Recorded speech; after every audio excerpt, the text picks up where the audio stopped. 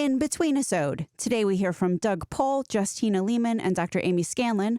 Also, big plans for Relentless Health Value this summer. And lastly, what I'm up to right now.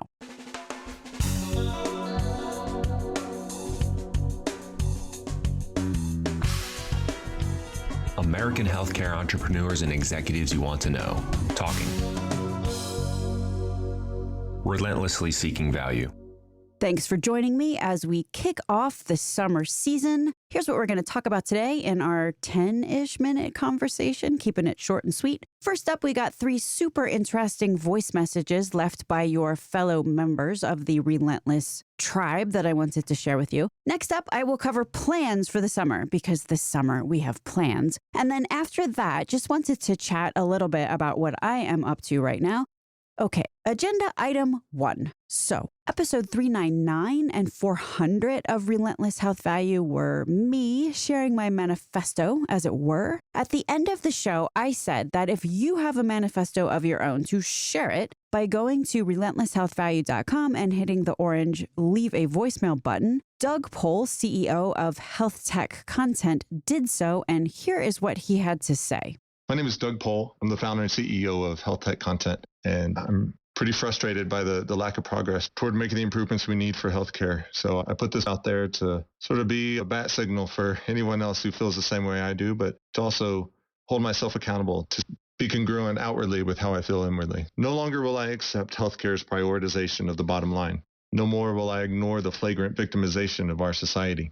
I won't sit silently while short-sighted greed ruins families. I don't accept a profit-first model that kills people daily. I can't let complacency keep me from taking action, and I won't let my voice wither away in fear. I can't, and I won't, remain quiet. I believe in the potential of regular people. I know how powerful we can be working together. Every one of us is affected by healthcare eventually, and it will take all of us to create the healthcare we deserve. The first step is rejecting the status quo. I'm tossing it out the window. How about you? And now let me share 2 more voicemail messages, and here's why they both are meaningful. We know that this journey to transform the healthcare industry in this country can be long and slow and at times lonely. But together, we are stronger and more able to help patients receive the care that they need and deserve at a price that we all can afford. So thank you for being part of our community, and here's 2 perspectives on why you being here matters. Here's a voicemail from Justina Lehman from the Infinite Health Collaborative, iHealth. When you are in the work of creating change in healthcare and really working to align with value for the patient, value for the physician and the clinician so they have an environment that they can thrive in, the work can feel hard and it can feel lonely and you can feel on an island. And Relentless Health Value Podcast is your people. We often say this in our team of when you look to that podcast, you're reminded of all the amazing people across this country doing incredibly meaningful work, and linking up with one another can create that strength and help you with your resiliency, especially on those days where you're feeling down and that the work is hard and that you're doing it alone. And sometimes you may even question, is this work of value? Will it be valued of others?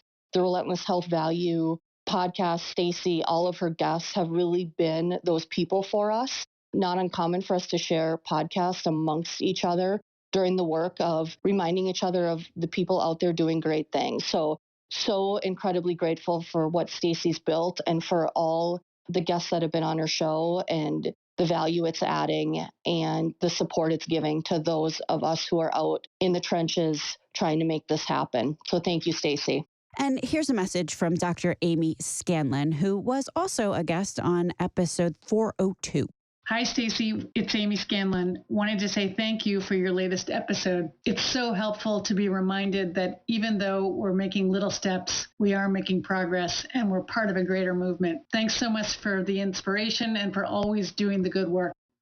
Bottom line, here's my point and call to action. Share this show, especially with colleagues, with anybody trying to find a path forward who may be helped by a little companionship along the way. I just got a note, in fact, from Rajiv Patel from Bluestone Physician Services, and he wrote, I am only a 6-month listener and pretty upset to have not found this podcast earlier. So help spread the word. And there are some people out there, not everybody, but some people who you would be doing, frankly, a great service to. It sucks to feel alone. Agenda item 2. Let's talk about our summer plans here at Relentless Health Value. These plans are made possible because I am a collector.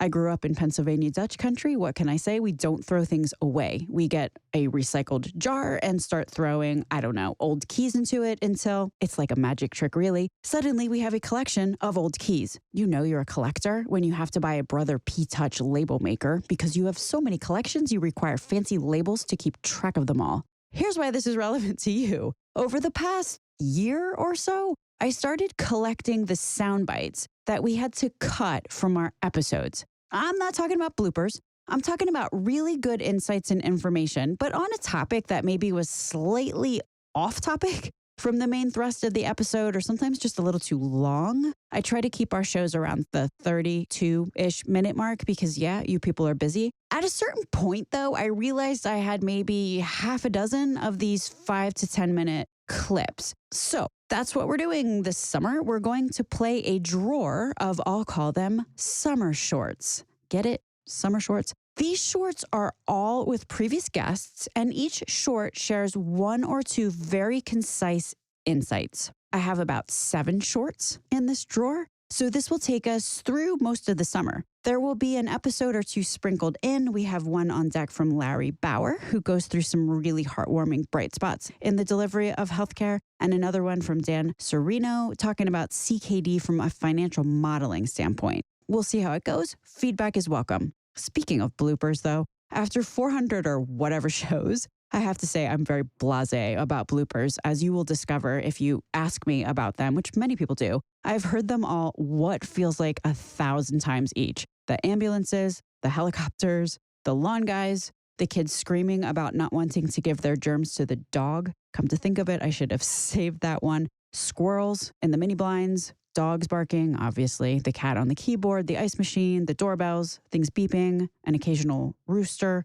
I always just delete them because guests get embarrassed. But I probably have enough audio to put together a game show entitled, Where is the guest working from? Home? Hospital? Office? Answer correctly and win prizes. That was a detour. Back on track now. One of the other reasons for doing summer shorts is because, I am really busy. QC Health, the benefit corp that I am co-president of, is working really hard in the CKD, chronic kidney disease space. Right now, we are collaborating with several provider organizations, amazing ones if you ask me, trying to co-design with PCPs in a very helpful way, i.e. a way that is intrinsically motivating, to diagnose CKD earlier, slow disease progression, and help their colleagues do so too. Considering that 50% of patients who go into dialysis crash into dialysis in the ER, i.e. they go to the emergency room for something or other, and while there, they are told that the root cause of their problem is, you have end-stage renal disease and need to be on dialysis, which costs, $250,000 a year? Oh, and also 2 out of 5 of those patients who crash into dialysis, this is sad, had no idea they even had CKD. Meaning they had no chance to slow their disease progression, even if they wanted to. So lots of work to be done there. This said, if you are working on anything that has to do with CKD, hit me up. There may be some alignments that we could explore. The process that we are using here to address and try to level up CKD outcomes is the same process that we used in the chronic liver disease, CLD space, in which we improved the use of clinical guidelines for end-stage liver disease by 23% in about 6 months nationwide. Yeah, I know. I actually have a day job and do real work.